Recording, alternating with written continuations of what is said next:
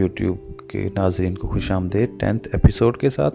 सबसे पहले तो शुक्र है कि एक ट्रबल मेकर मूवी मेकर से मेरी जान छूट गई। लास्ट कुछ एपिसोड जो हैं वो कदरे बेहतर बनना शुरू हुई हैं।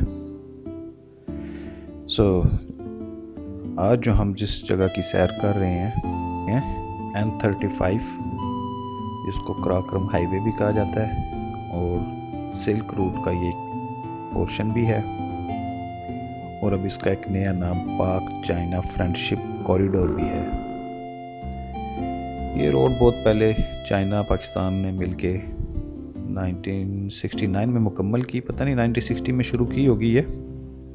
सैकड़ों लोग जो है इसमें जाँ बहक हुए।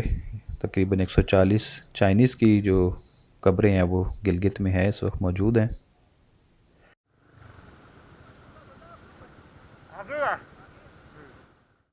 अब दोबारा से रोड बनाई गई है और बाकायदा रीअलाइनमेंट की गई है, और इस रोड को जो है अब दुनिया के 8वें अजूबे में शामिल कर लिया गया है।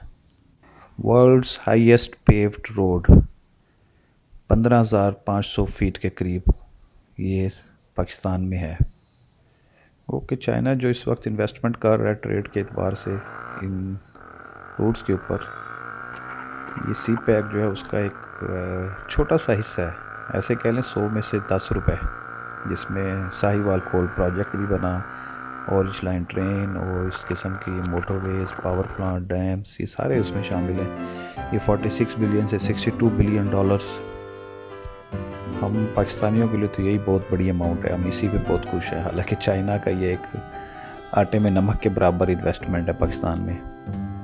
बहरहाल Khunjerab pass is a place worth to see, क्योंकि इसको 8वां अजूबा भी कहा गया है, और वाकई ही वहाँ जाके पता चलता है कि ये जगह देखने के लायक है। बहुत से पाकिस्तानी कहते हैं यार वहाँ पे स्टे की जगह नहीं है, क्या एक बॉर्डर ही है, वहाँ तक इतना लंबा सफ़र करके जाके क्या मिलेगा। लेकिन मैं ये कहूँगा कि एक दफ़ा ज़रूर जाके देखें। जैसे बाबूसर पास ही बहुत सी दुनिया जाती है, क्योंकि वहाँ भी कोई ऐसा स्टे की जगह नहीं है, लेकिन एक देखने के लायक है वो जगह, तो ये उससे भी ऊंची जगह है। मैं क्योंकि नया राइडर हूँ, मैंने 42 ईयर एज में जाके कहीं बाइक दोबारा से चलाना शुरू किया है, तो मैं तो डर के चलाता हूँ खौफ, लेकिन ये थोड़ा थोड़ा खौफ जो है ये भी अच्छा है, आप ज़्यादा मुहतात रहते हैं। ये एक तो ट्रिप लगाने के बाद जो है अब थोड़ी सी मुझे यहाँ पे समझ आई कि गुलाइयों में कैसे बाइक चलाना है। जब राइट साइड पे मैं देखता हूँ तो ट्रैफिक दूर तक मुझे नज़र आती है गुलाई में कि नहीं आ रही, तो मैं राइट का ट्रैक भी यूज़ कर लेता हूँ। इससे मुझे कर्व का रेडियस में बढ़ जाता है। लेकिन जहाँ कर्व ब्लाइंड कॉर्नर आते हैं, जहाँ पे कर्व, वहाँ मैं बिल्कुल एहतियात करता हूँ। मैं इस येलो लाइन के साथ स्टिक रहता हूँ, स्पीड आहिस्ता ही रखता हूँ।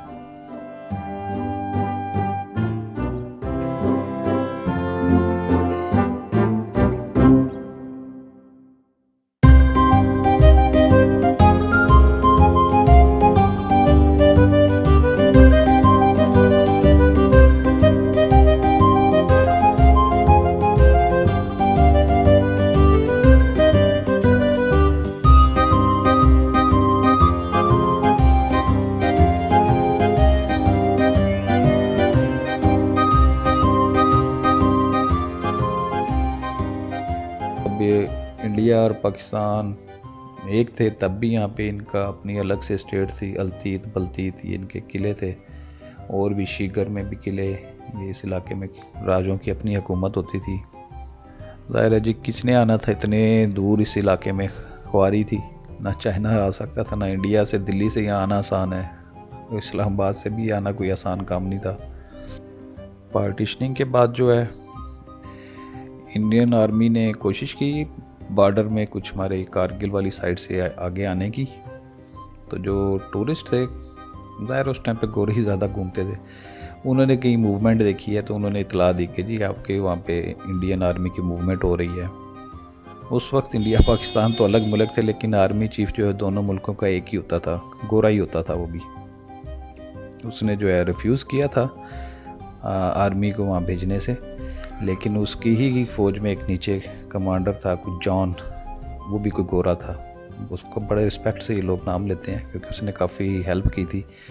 और वो ये बल्तिस्तान स्काउट्स इनको जो है उसने वहाँ भेजा। वो बल्कि कहते हैं श्रीनगर तक ये लोग चले गए हैं। तो उन्होंने कभी ज़िंदगी में ना गाड़ी देखी थी, ना टैंक, ना तोप। तो वो खौफज़दा हो गए थे उनके गोलों से, और वो कहते थे ये पता नहीं कौन सी मखलूक है।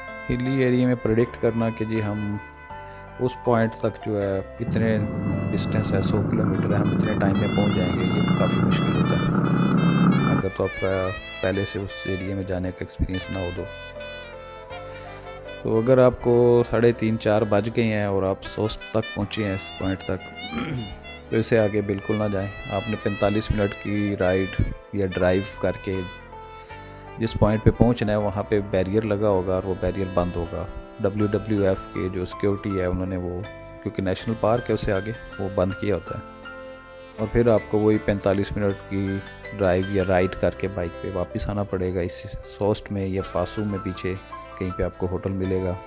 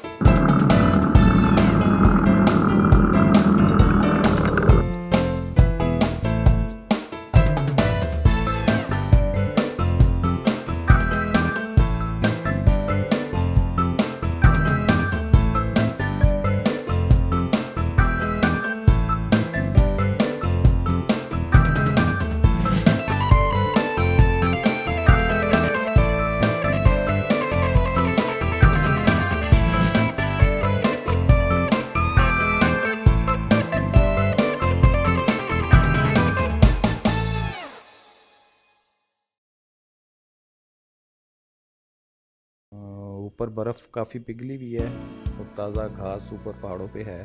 तो आइबैक्स या इस किस्म के जो मारखोर जानवर हैं वो ऊपर हैं इस वक्त टॉप पे।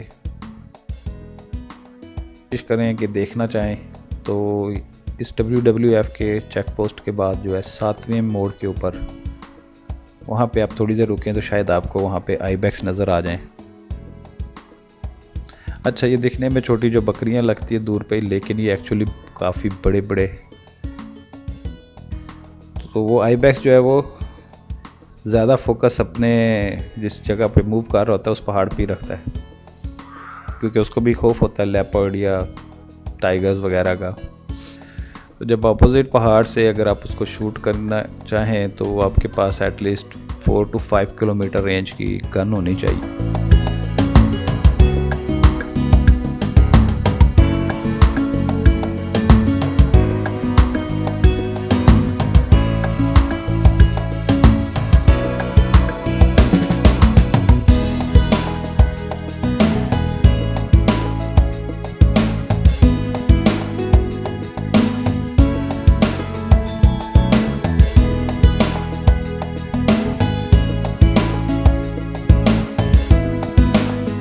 ये जो 10,000 फुट हाइट पे जब भी जाता, जो चिप क्वालिटी के माइक्रो कार्ड्स हैं डाटा, उनमें जो आपका ऑडियो वीडियो डाटा है वो लॉस होने का ख़तरा होता है।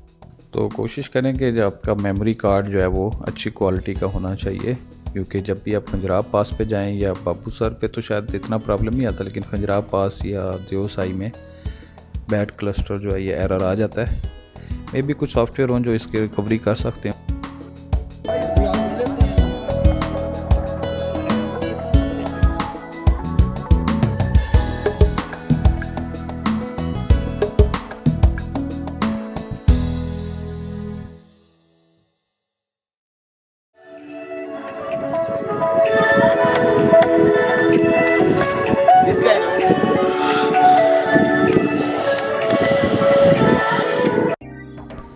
अभी हमने कुछ भी काम नहीं किया, वॉक नहीं की, और आप देख रहे हैं सांस फूल रहे हैं। 3 सांस लेते हैं तो 1 सांस के ऑक्सीजन हमें मिलती है।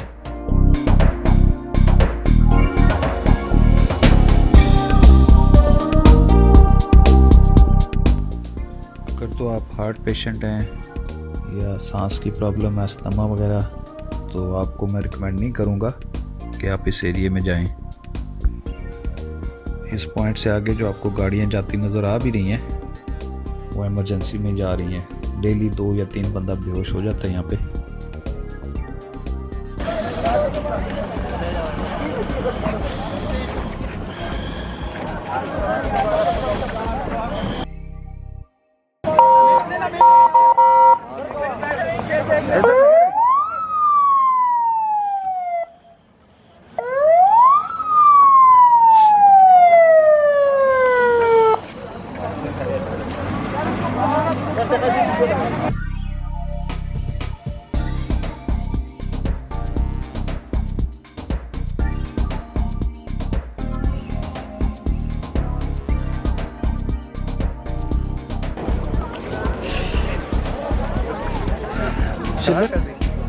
من شلت علم موجود ولا بشلت تحت؟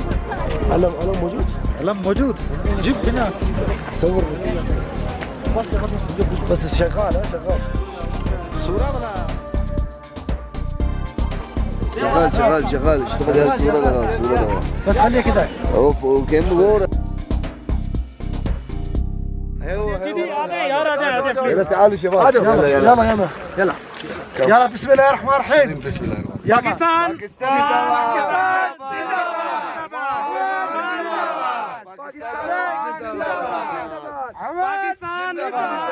पाकिस्तान ओमान ब्रदरहुड जिंदाबाद।